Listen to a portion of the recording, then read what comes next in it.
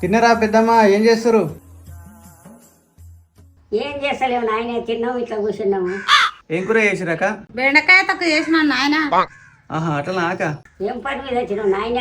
ఏం లేదు పెద్దమ్మ, కొంచెం ఇంట్లో ఇబ్బంది ఉంది, అందుకే వచ్చిన. కొంచెం పని పడదు మీతోటి. ఏం పని పడదో చెప్పరాదు నాయన.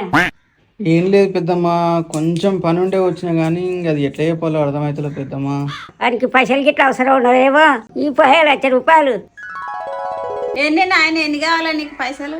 పైసలు కాదు పెద్దమ్మ, కొంచెం జర ఇంట్లో సిలిండర్ అయిపోయింది, సిలిండర్ ఇస్తారేమని. ఇటు మరిగా చెప్తున్నా, ఫస్ట్ ఇంటికెళ్ళి లచ్చ కాకపోతే 2 లక్షలు ఇస్తాం కానీ సిలిండర్ మాత్రం ఇయ్యం. నడువి ఇడికెళ్ళే. పిల్లగాడు ఇస్తుంటారా అంటే ఇల్లా తనాదే అంటున్నాడు.